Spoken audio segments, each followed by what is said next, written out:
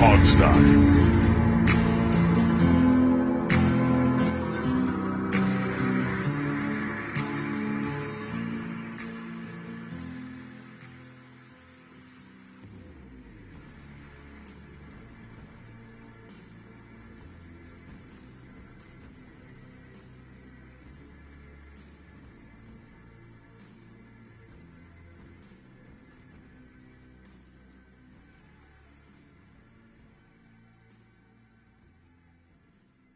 Hello, everyone, and welcome to the Hogside. It is I, your host, Alex. I'm pretending to talk into my microphone here, even though it's broken.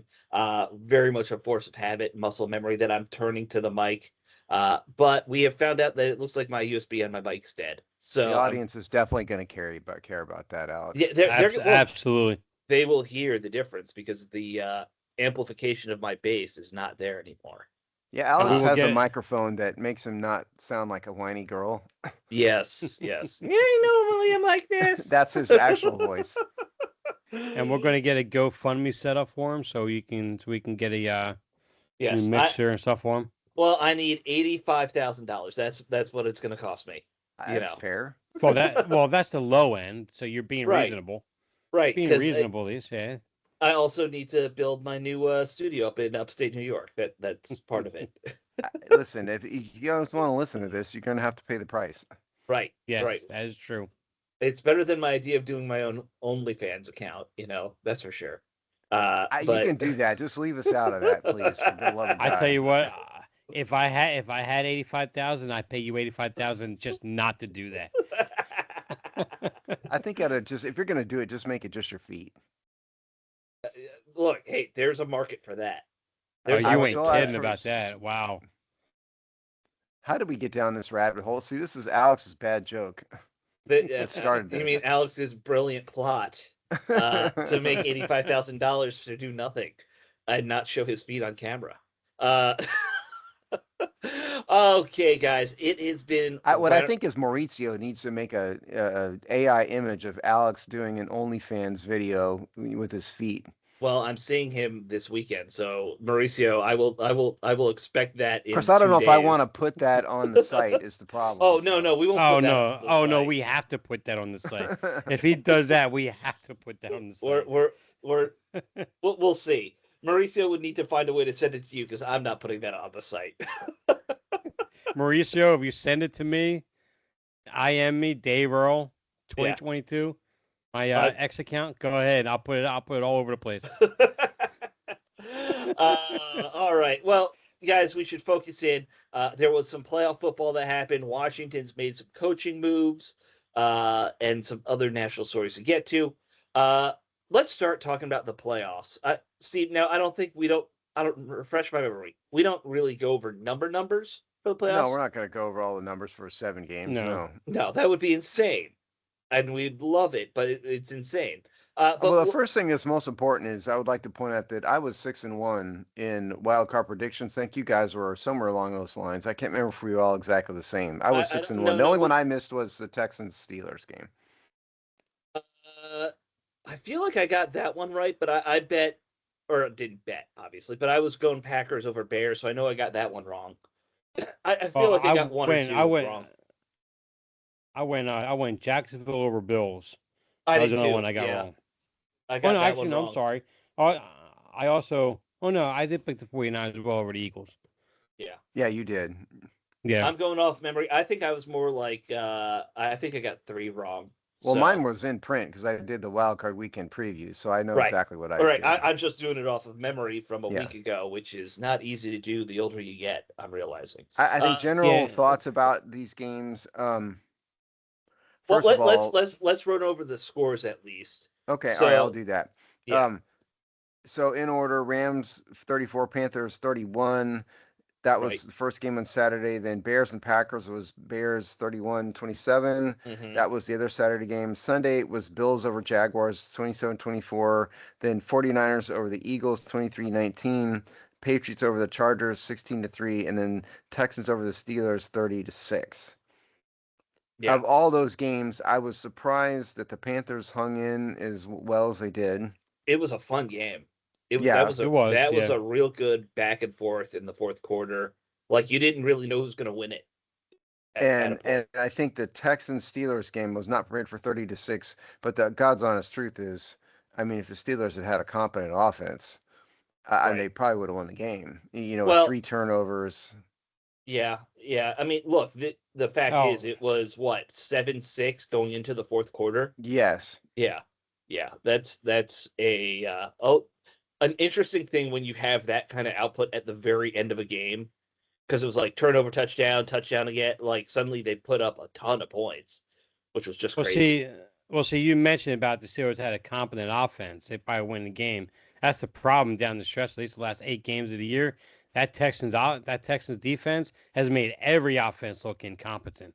That's how good their defense is. If they get I, any good, solid, consistent play from the Stroud in that offense, I think they're untouchable going the rest of the way. But I think I that's the thing. underrated the Texans defense. My thought on that game was it's, a new playoff team coming from the South going into Pittsburgh in January, playoff history, Aaron Rodgers, and that was obviously wrong, and their defense is top notch. Yeah. Yeah. No, I completely agree. That was a great look. I think you have three really great defenses in the AFC this year that could all contend. Texans are one. The Pats have a great defense, and then of course we'll see Denver this week. But yeah, like the thing that I liked about this week of football, those first four games in particular, all fantastic games up through the fourth quarter. Back and forth. You had a lot. Like all those games are close, right? Like I know the The Packers just collapsed was more the narrative, but Right. uh, really Bills Jaguars didn't know who was going to win that one until the end. Right. Uh, Niners Eagles, same thing. Like these were all a lot of those were really fun close games. It was entertaining. It was entertaining wild card weekend, no It doubt. really It was. was very much. Yep. Sometimes they're snoozers. We get you can be honest about that, right? Like sometimes you don't have good playoff games, but this was a good week. Um, After this week, where you guys kind of sit? Which team do you think? Because look, winning is all Well, about being hot in the playoffs, right? Well, tell you what. Why don't I go over because I'm about 3/4 of the way done through the divisional round preview here. Okay, So the games in order. Um, the first game, early game on Saturday, is going to be Buffalo at Denver, right. which is going to be 4:30 Eastern. So thoughts on that one? Uh, Myself, I look at that game and the Broncos, their defense is top two, top three in this league. They have fantastic edge rushers. Their secondary, led by Patrick Surtain, is just stifling. Um, I think the Bills do have a bit of a makeup about them, especially with Josh Allen at quarterback, because they have struggled somewhat against your more mobile quarterbacks. Not greatly, but that's if you had to pick a weak spot, that was kind of it. But it's not such a huge differentiating factor either. At the same time, I mhm. think the Bills have an outside shot. I think if they were playing in Buffalo, I think this game might be a little bit different. But because of that Broncos defense and the Broncos offense is efficient enough, they just don't make a lot of mistakes and they win close games, and it's going to be a close game. I think they have the best record in football in one score games all year long. I definitely see the Broncos winning this one at home. Yeah, I had Broncos at home too. I know there's a contingent of people out there who are really strong Josh Allen fans, and he's come around much more than I ever thought he would. Honestly, he's improved quite a bit. I still don't think he's a great passer. No, yeah, Survives a lot on his mobility. More power to him. Mhm. But I think it's going to be a tough, close game. But in the end, I think the Broncos defense makes a difference because, they're realistically probably what, one or two maybe in Yeah, the yeah, league yeah. yeah. depending on where you put the Texans, I guess, but certainly one, two, or three. And I think that's what makes a difference, especially in Denver, Hmm. mile high. Well, Right. I agree with all that, and I am leading Broncos, but I will just say the one thing Buffalo does have that it matters in the playoffs is they do have some experience when it comes to playoff games here. And Denver, young team, I don't think you have a lot of that there. Like this could be it could be a low scoring game, or it will be a low scoring game. But like, I could see the Bills eking out some kind of crazy 14-10 type win just because of Denver's lack of experience. Oh, I'm I'm not. not It's willing to not bet the outside the It's house box on at all. possible. this. Yeah, yeah. Yeah. I'm not willing to bet the house on this at all. Right, right. I'm just saying, like, I don't think this is going to be an easy one for Denver, just because of that gap in, how many times has just Josh Allen already been in the championship game and lost to Patrick Mahomes? Like that matters. Right. Okay, so next game is going to be Saturday night, 8:15 Eastern. That is the 49ers and Seahawks. Ever thoughts Hmm. on? Tell you what, I'll go first for this one. Um, I still don't totally believe in the 49ers. I realize they beat the Eagles, but I didn't believe in them either. I don't think the Seahawks are the greatest number one seed team in the world, to be perfectly honest. In other years, they probably wouldn't be. Um, but they're another one that has a really strong defense, and they have certainly bright spots on offense. And so, these two teams know each other really well, obviously. But I think this is going to be another good close game that the Seahawks kind of equaling out. Uh, Yeah, I yeah. agree with the defense side. I think they definitely have one of the top 3, 4 defenses in this league. Easily one of the top 3 in the playoffs currently, obviously. But this game is going to come down to what does Darnold do. I think their defense is good enough to overcome his deficiencies and the mistakes he makes. But if he throws a crucial pick six or he has another crucial turnover deep inside their own territory, that's the only way I could see Seattle really losing this game because of the Darnold factor. And I had zero trust in Darnold. You saw what he did for the Vikings last year, a chance to win the division, choked against the Lions. In the playoffs, choked against the Rams, and he was terrible in both games. But the Lions also didn't, or I'm sorry, the Vikings also didn't have a great defense to back them either. So I think ultimately, I think the Seahawks do find a way to win the game, but I think the 49ers make it real, real close because of Darnold potentially. I think it is a fair point. Sam Darnold has this history. Uh, I think one of the things that is always interesting is when you get these kind of matchups, two teams that have already played each other twice. They split in the season, right? With Right. San Francisco getting dominated in the more recent one, but both not high scoring games, both defensive kind of matchups. I'm going to lean San Francisco. I think, I like the way that team's built a little better, especially after watching them beat Philly. Uh, I think as long as they can put up maybe 20 points, I think they have a good chance to win this one.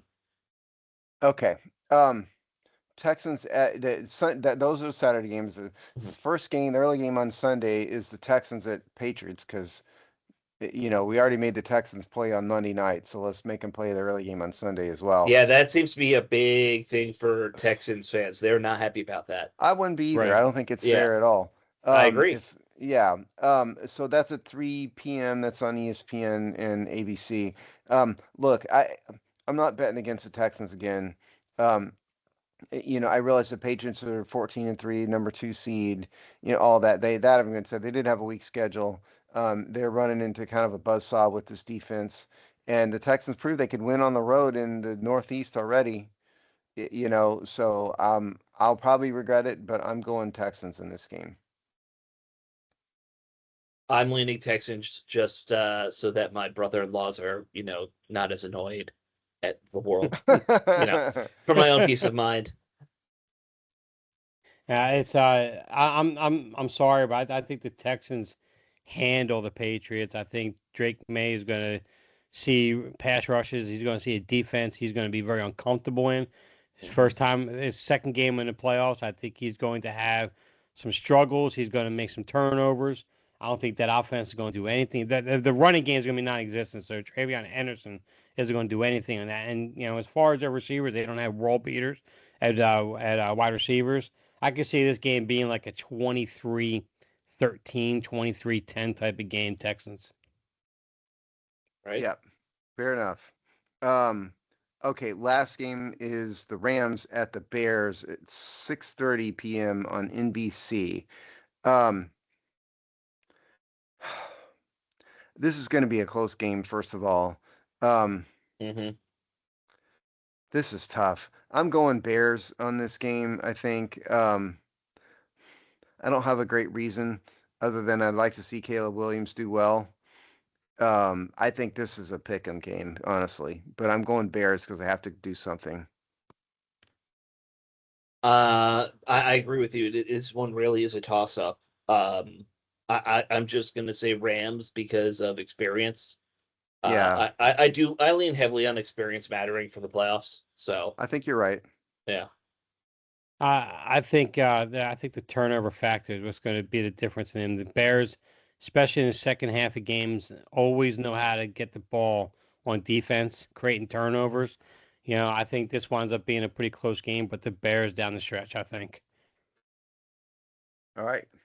that's gonna be a fun one just because you're talking about I think arguably the two brightest offensive minds right now in football. Right? That Yeah. you know, uh, McVay was the wonder kid, and now Ben Johnson's kind of taken on that. That not that McVay's old. I think they're the exact same age, but Yeah. Something like that. Yeah. yeah, yeah. And in So case anybody's wondering, they have not yet released the schedule for the conference championship weekend, except, both the games will be on Sunday. That's really all we know. of course, they're Right. not going to make one team randomly play a day earlier. Well, as opposed to Saturday, yeah, it's not Yeah, a yeah, Saturday. That's what I'm getting at. yeah, yeah. The Monday night game, I totally do understand why the Texans are annoyed by that. The game should all be Saturday, It's Sunday. not fair. Yeah, it Yeah, really isn't. yeah. No, it's not. Yeah.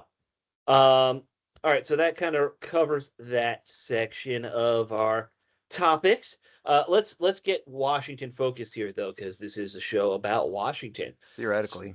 In theory, after a lot of talk about some big names, some interesting names coming in to be head coaches or not head coaches, the offensive coordinator, Washington ended up doing something I think that was a little surprising at first, and that's that they just simply took David Blau and said, "You're now going to be our OC." Blau was getting interest from other teams. I think was Detroit the one that was looking at him for the same position. Um, Detroit, I think it was yes. yeah.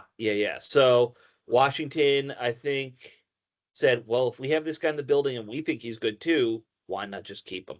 Uh, it could be this could be one of those moves, much like with Sean McVay back in the day, when everyone's like, "Are you promoting this guy a little too early?"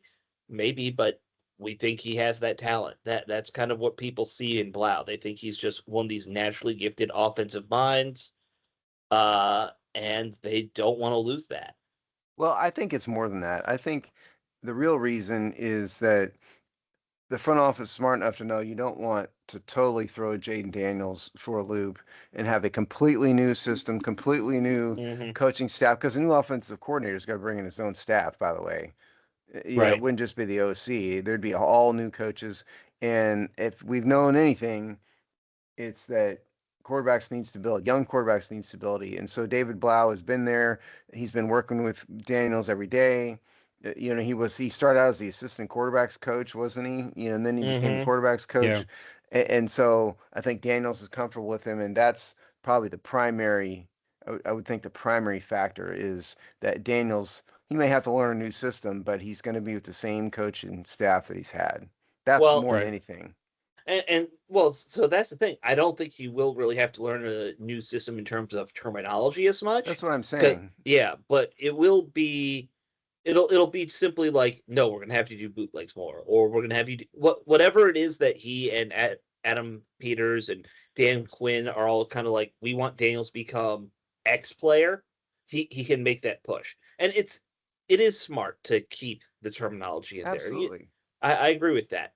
Uh, I don't doubt that people think he's going to be, he's one of these bright young minds in the NFL. Oh, I hope he Like, is. yeah, I hope so too. Fun fact, by the way, about David Blau, his brother-in-law is a guy that Washington fans really wanted to sign a few years ago or draft a few years ago. Instead, they drafted Emmanuel Forbes, but Christian Gonzalez is his brother-in-law. Uh, I don't know if that's been brought up many places, but I saw that on his wiki bio. I was like, oh, that's that guy that was there that everyone's like, no, why are you going for Forbes? Why? Yeah, I saw that. Just looking at that, and too. Apparently, his wife is a hurdler Yep, named Melissa Venezuelan. Gonzalez, Yeah, who is Venezuelan a 400 hurdler. meter hurdler. Yeah. Yep, or Colombian. Sorry, not Venezuelan. Sorry, yeah, Yes. Colombian. No, I Right. said it. Yeah. Okay. Yes. Okay. Now, in But terms of Blau's background, if anybody's curious, he didn't have I much of was an just gonna, yeah. NFL background. He bounced around on some practice squads and stuff. The Cleveland Browns from 19 to 20, 2019, 2023, Browns, Lions, Vikings, Cardinals, and then back to the Lions. And then, I mean, he in his, oh, he played at Purdue in college.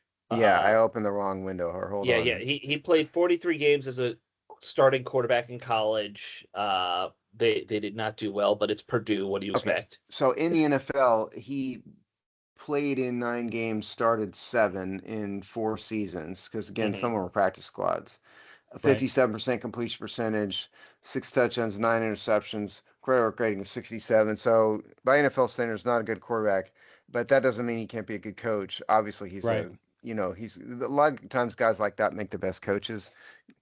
And someone who's really naturally gifted. So I don't think Right. anybody should take that as anything when it comes to his coaching ability. Well, the one I thing I I find agree with very that. interesting, one thing I find very interesting with him is, I mean, of course, the continuity with Jaden Daniels, all that stuff you spoke about, Steve. Point, that's definitely right on point. I agree 100%. But the one thing that I do find interesting is that he's had experience with Ben Johnson and O'Connell as backup quarterbacks in their system, and he coached under Cliff Kingsbury. So he's got three very different dynamic type of systems. And I'm Hmm. very interested to see how he molds all that together. I mean, I could see more, keeping the terminology similar to what Cliff Kingsbury does, but I wouldn't be surprised if we see a little more of what Ben Johnson and Kevin O'Connell do offensively, especially Hmm. schematically, because they're going to be it's going to be more predicated on the run game, especially a lot of your. I believe they both run a lot of your zone run schemes, what they do, and so it's going to be interesting to see what kind of playbook he puts together. Well, It will be. so David Blau is not a guy who's going to come in and have the credibility to just go, I'm doing what I want and you leave me alone Right. and I'm coaching this or I'm not doing it. My way or I'm not doing it. So I think what we're going to know now is if Dan Quinn really does want to make this a running team, more than it was, we're going to know because Blau is going to come in and more or less conform to what the head coach wants, which is not you bring in some big name offensive coordinator. It's going to be, it's my, the deal is it's mine and you leave me alone. And that's not what David Blau is going to do. So we're going to know, we're going to see more of Dan Quinn's influence on the offense than we have in the past 2 seasons. Well, see, that's also why I think that, with his history under O'Connell and Ben Johnson and his history there, he'll bring more of a running game, a little more of a dynamic style running game to it that because of what they run. As opposed to Cliff Kingsbury, he's not as much of a running head coach. He predicates more of the passing game. So Hmm. I wouldn't be surprised if Blau is feeding off of that, presented that to Dan Quinn and said, I know what you want to do and I can get you there, but I'd like to get us there using this right here with this philosophy. And then maybe that's even what sold him over on that one too. So because I Yeah. mean he has to allow him to have some grace on his own to have at least his scheme and his offense being there because Dan Quinn is a defensive coordinator. I don't know how much influence he's going to have offensively outside of just run the ball more. You know what I mean? Oh So yeah. Well, look, defensive head coaches who like a run heavy offense is. I mean, that goes back That'd forever. be all of them. Yes. yeah, right. Yeah. I can't think of a defensive minded head coach offhand. Even when Belichick had Tom Brady, he still wanted to run the ball a whole lot and control the clock on offense. Like that was kind of his whole MO. Brady's first 10 years of his career were like all 5 yard passes just because of that. It was all Yeah, dink that's and dunk, true. That is you true. know. And then a certain guy named Randy Moss showed up. Right. Right. That kind of changed things. And then Rob Gronkowski showed up. Right. Right. Anyway, well, we've been doing Oh, this. by the way, we don't have them walking in the door. By the way, No. continue. No. Well, we've got. I mean, sure you do. You have Ben Sinnott. I mean, Yeah. you might as well be Gronk. There you go. Right. If only Dan Quinn had given him the playing time last year, it would have, all this would have been resolved.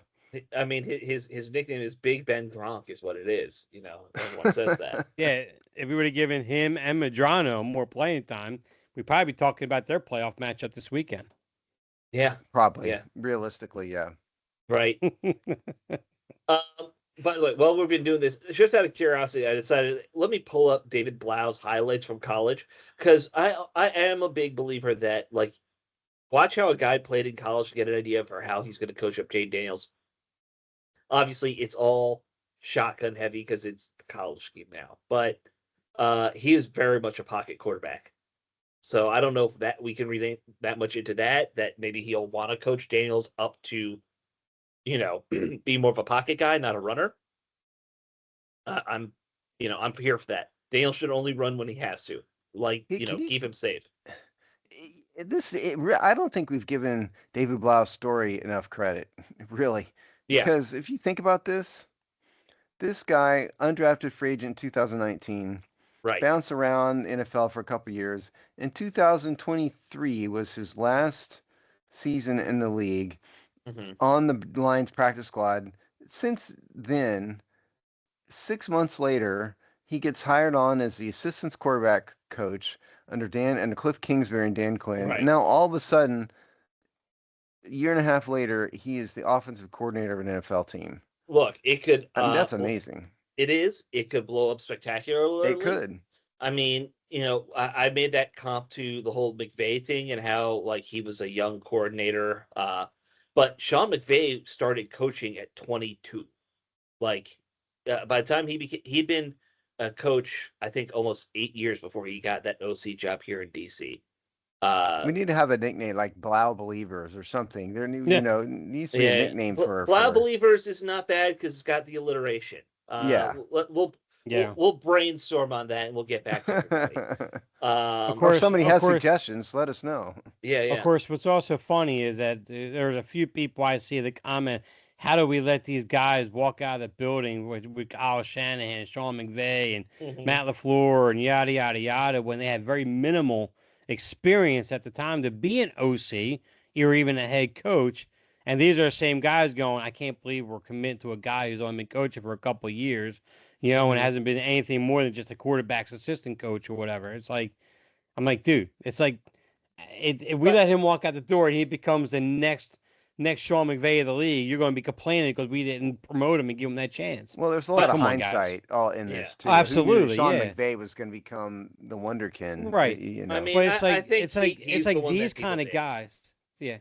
But see, it's these kind of guys are making these comments that should be sitting back and going, you know what? I hated the fact that I saw them rush these guys out or let these guys out of the room. Now they're letting the guy that a lot of the league has a respect for.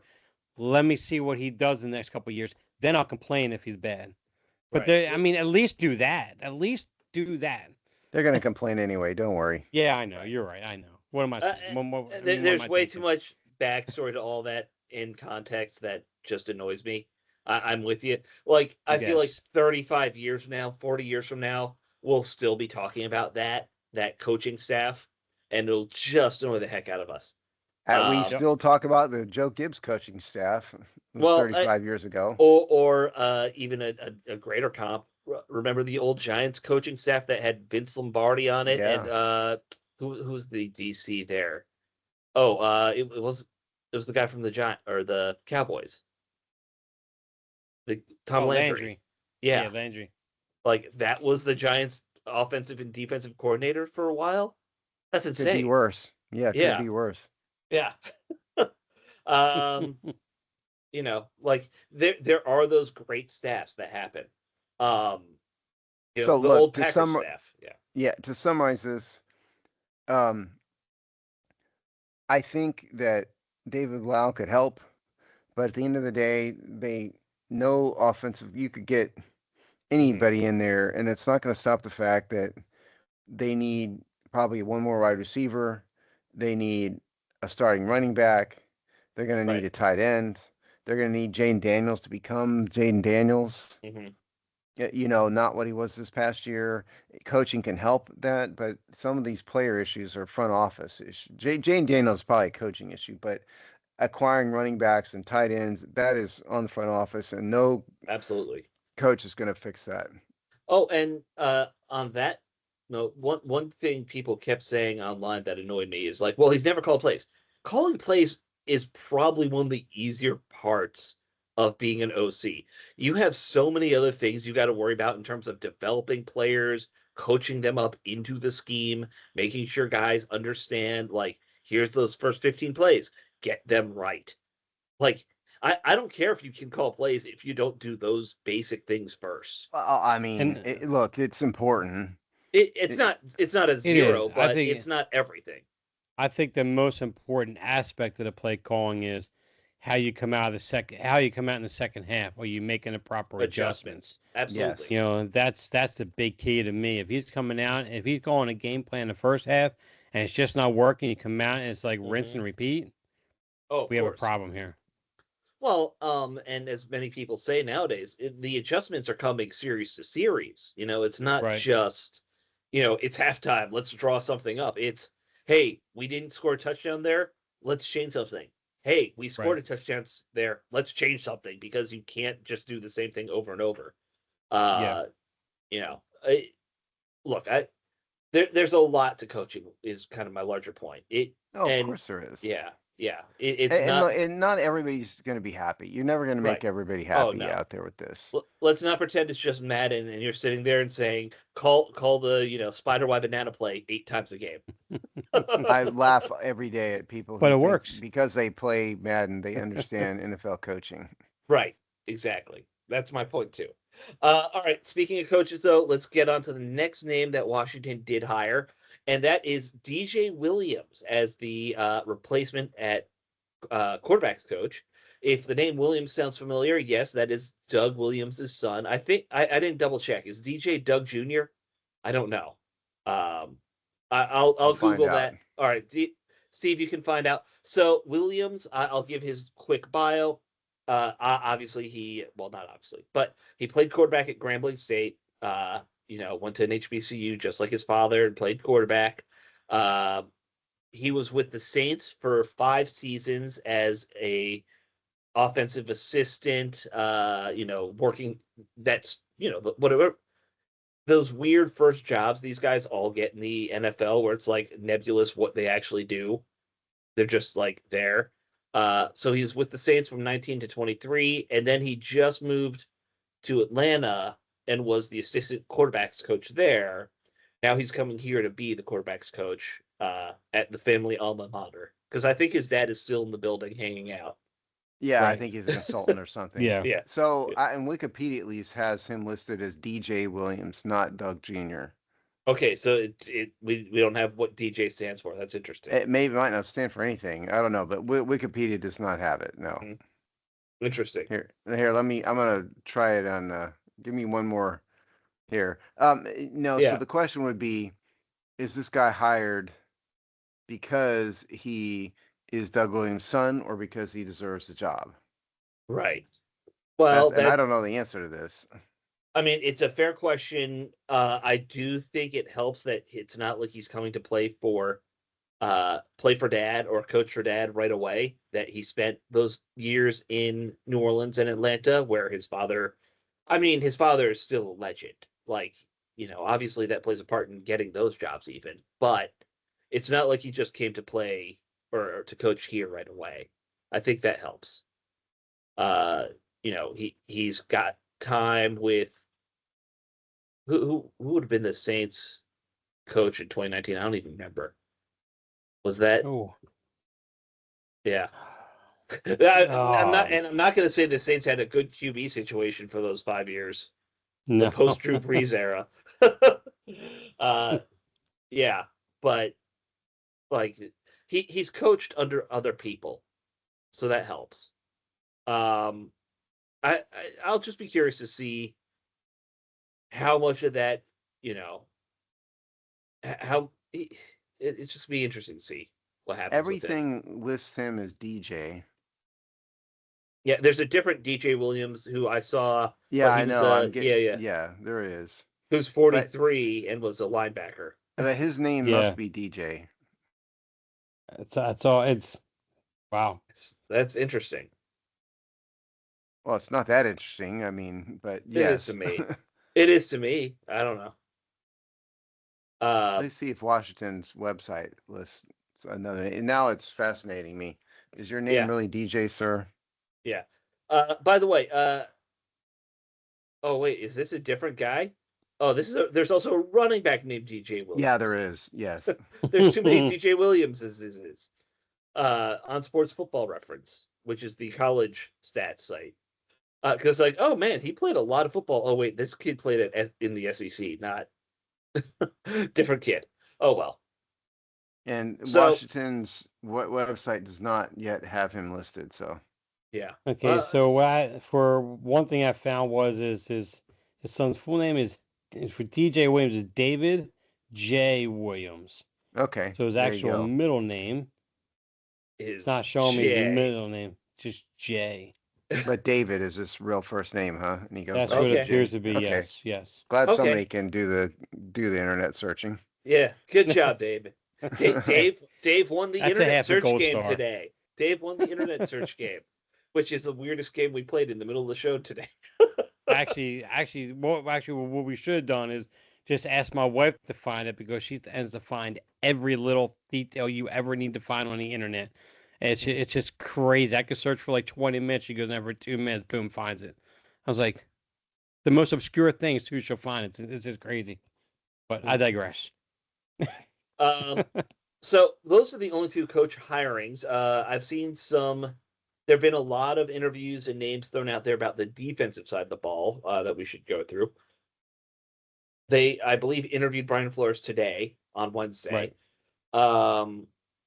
He supposedly, it sounds like the Vikings are going to make a push to try and keep him, even though he interviewed here. But, So we did a segment about Brian Flores on It's Just Business because he's actually got a lawsuit against the NFL. Oh, right. Yes. That has gone through the second court of appeals now, and the NFL's filed what's called a writ of certiorari for Supreme Court considerations about the arbitration provisions in the NFL governing documents. A pretty interesting case, but you can listen to us babble about that on It's Just Business. Maybe I will at the firm that I work at, and I'll sound. Hey, I'm working. I'm listening to discussions on court cases. That counts Absolutely. as a job for the AV guy, right? There you go. It is. It's learning. Anyway, so that's the biggest name that's out there right now. But there are some other fairly big ones. Jonathan Gannon has been rumored to be one of the people they're going to target. He was the Cardinals head coach, obviously the defensive guy for the Eagles before Is he that. related to Rich Gannon? I don't think they are. I remember looking for that and I didn't find anything. I think it's just a coincidence. But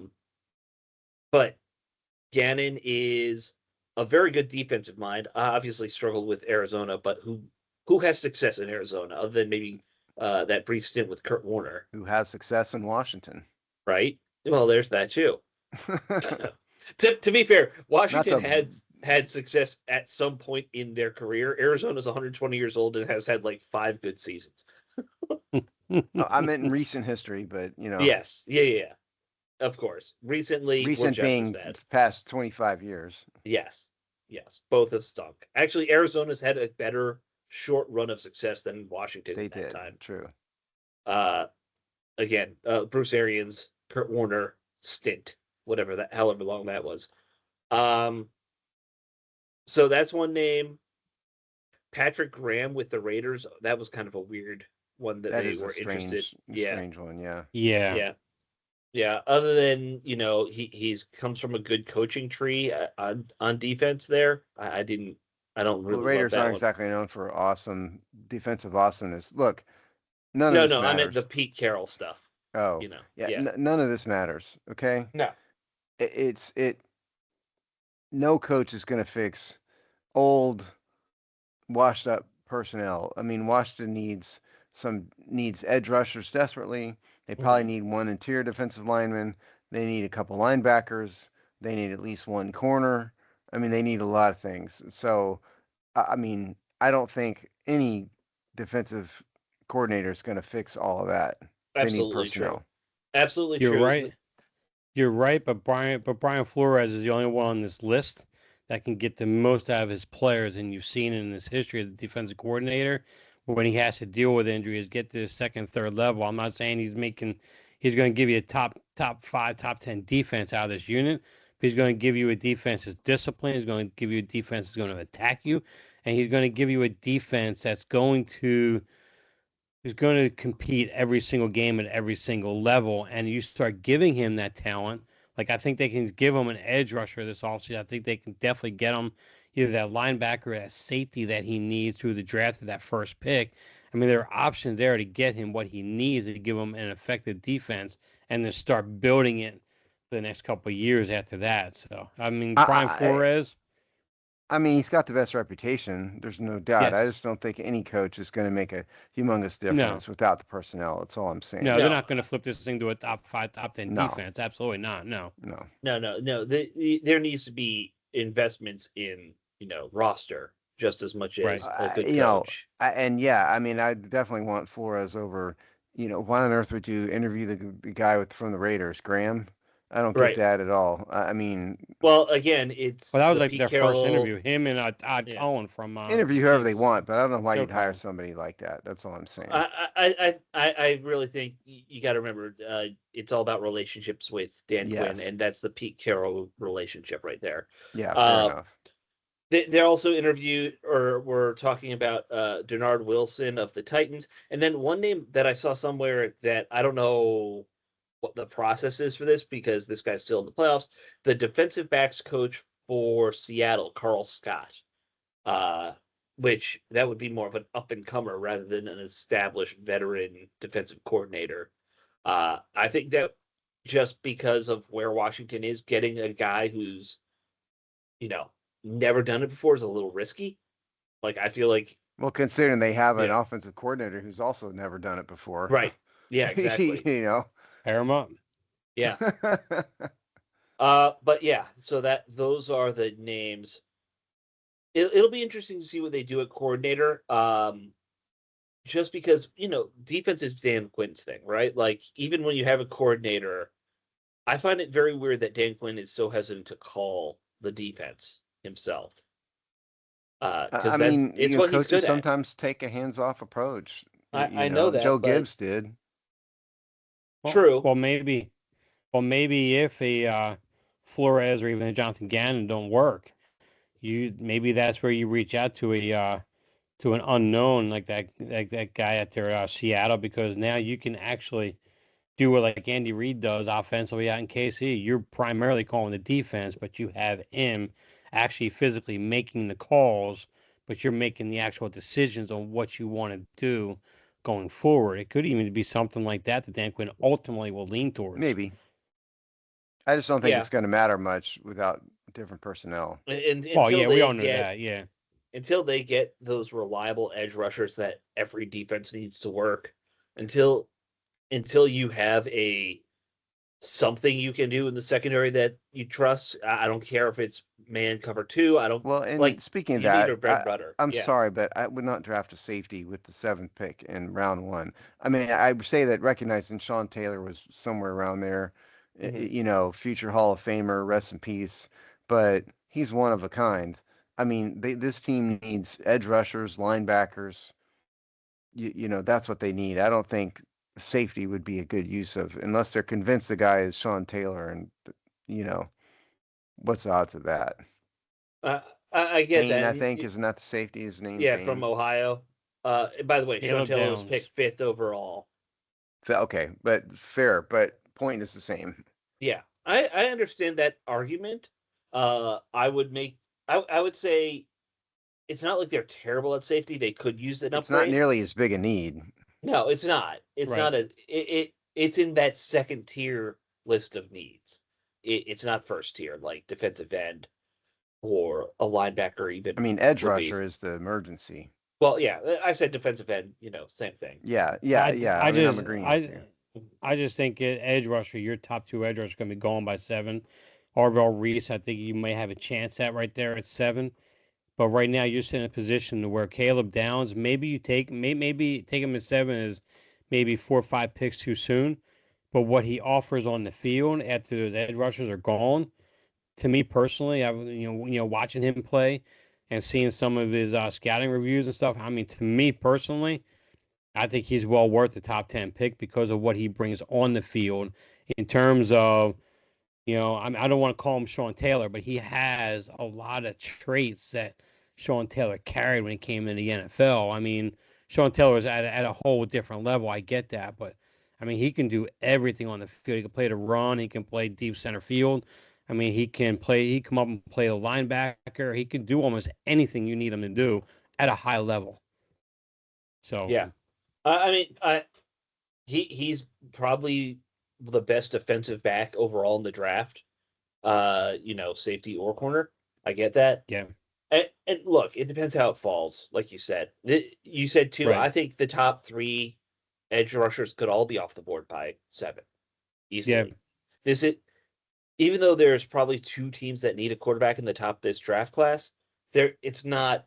I don't know if there's a lot else in this draft class right now that'll and go. plus Dante Moore for Oregon staying in for one more year, even though I don't think he's anywhere near a top 5 pick. But this league, Quarterback value, they'll yeah. reach and take that quarterback anyway. So Yeah. so that Yeah, moves they all the always edge will. rushers up another spot right there too. So Yeah,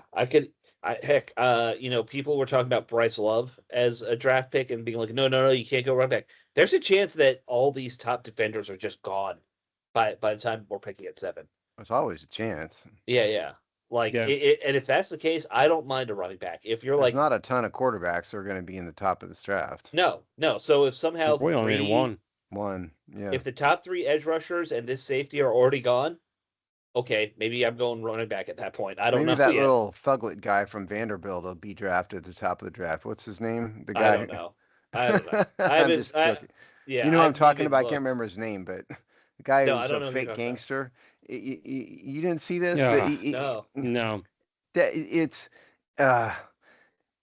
he lost the Heisman and put out some really strange photos and memes and stuff. Here, you're gonna make me. These young kids these days.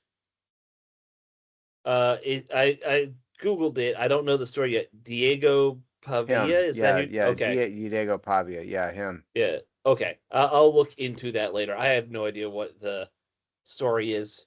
I just see it was disrespectful. He made everybody think that he was a fake gangbanger, sort of. Okay, gotcha. No thanks.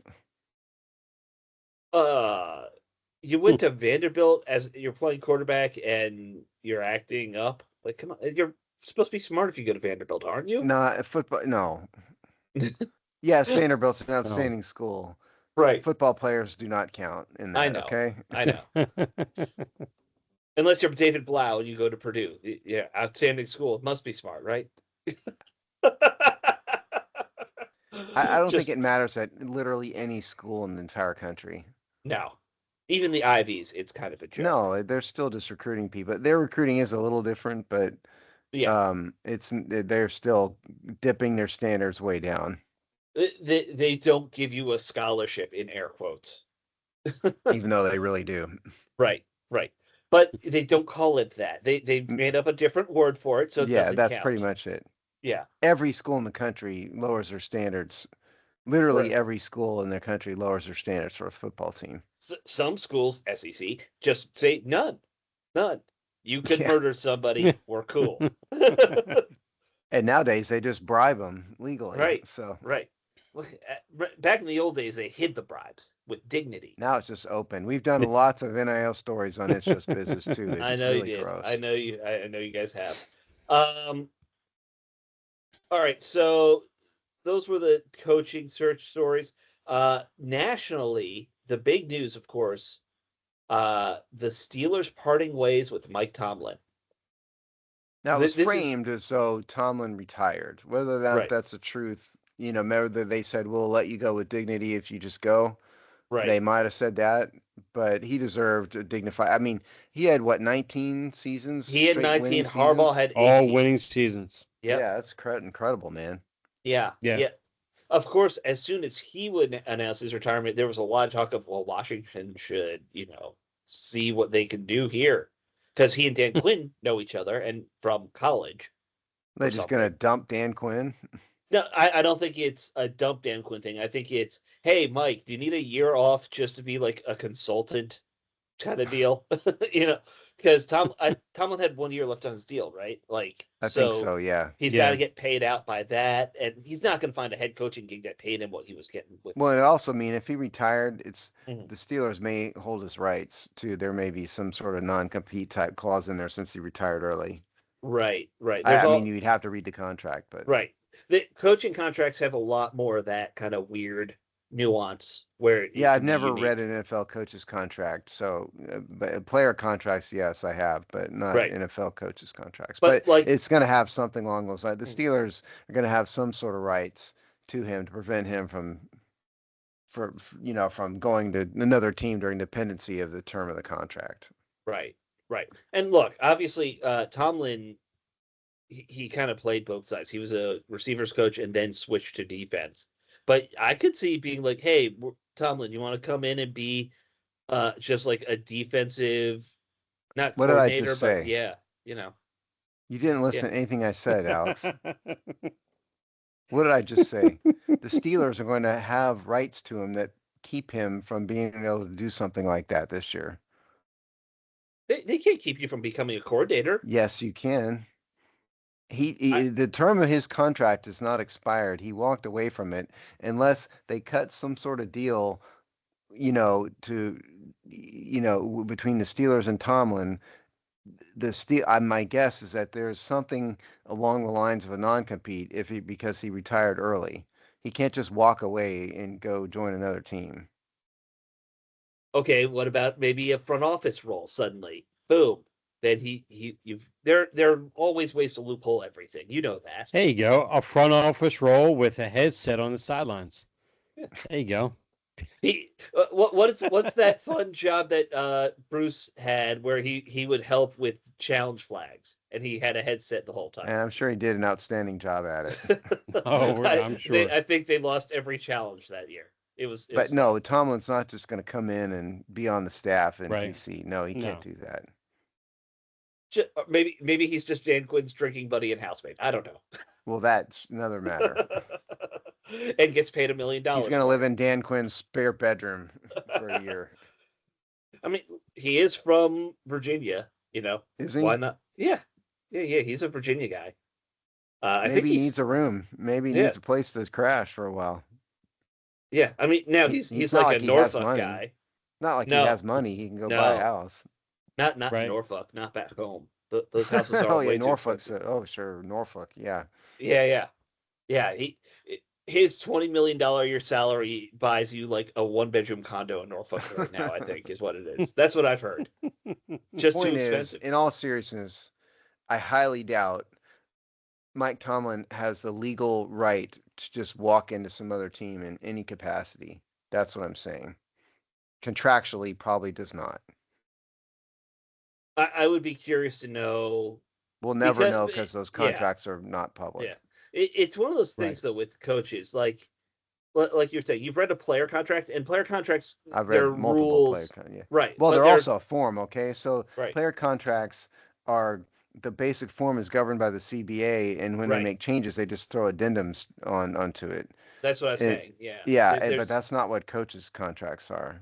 right. The only thing with coaches' contracts that's pretty much universal is that they're guaranteed the full salary of the contract. I don't know of any coach. Yeah, now that- you could, I mean, Tomlin and the Steelers could cut a deal wherein he, surrenders something, pays back Mhm. something in exchange for them terminating his rights, but they're never going to, the Steelers aren't never going to do that. No, probably not. They won't. Well, they might be more willing depending on what he's like. Hey, I want to go work for this team doing X, Y, Z. They might, as long as Maybe, it's not but like, just, hey, I'm going to go to the Ravens and be their head coach now. and there's a Like, difference when they get terminated for cause. That's different than right. the coach himself walking away and retiring. or stepping aside or whatever. So the Steelers almost surely can block him from just walking into Washington or someone else and I will coaching. be. It'll be very interesting to see what happens with him, because I don't think he'll stay retired forever. Like I that, think he'll go to some network and be an analyst for a year is what I think. he could do that. Who Harbaugh did that, right? Or not Harbaugh? Wants to. No, not wants. There've been a Well, couple lots coaches of wants to. Yeah. lots of people have done that. where There's not where just one. they can't, they have to do that That's for 1 year just because they can't actually. Yes, Yeah, there's been several. yeah. Coward. Coward. That was his plan initially. Yeah, Yeah, and then I he was trying to said think of the coach before him. And I said wants it first. I was like, come on, man, stop. a lot of coaches I think have done that and think it's a 1 year thing, and then no one wants them. It I Where they think, becomes just a enjoy being there rest and, of their career thing. yeah. where they just enjoy being in climate controlled like that, just throwing out their opinions and then walking home and having an old fashioned and kicking back. It is probably nice to be able to just wander in an hour before you're ready to show and be like, just put some makeup on him and a tie, and where are his pants? Yeah. You know, Do you even that need pants? No, not on Yeah, that whole big not desk on covering camera. it. I mean, hey, Yeah. well, no, shorts and tie. because they do that thing where they're standing on the fake little field all the time. Now you need pants for that. We can't green screen in the pants just because you don't want to wear pants. uh, They tried it with Terry Bradshaw, didn't work. All right. So the other story, not that it's a signing, but we wanted to mention that Harbaugh interviewed with the Giants because that's the one real opening here in the NFC East. So I think we're all kind of watching that one. I Right. would hate to see the Giants actually hire a half decent head coach. and McDaniels is apparently coming into the interview for an offensive coordinator job for the Eagles. So that's another one to watch. That's a Yeah. surprising one to me. Yeah. He's one of those guys who everyone's like, well, he'll probably get another head coach offer at least, but I guess not. We'll see Yeah, what happens. we'll see. Yep. We'll see what happens with both of those. I Yes, think we that kind will. of wraps up the show. I know we have a Yep. few minutes, but guys, we hope you enjoyed the first round of the playoffs. We will talk to you all next week. Later, Later. alligator.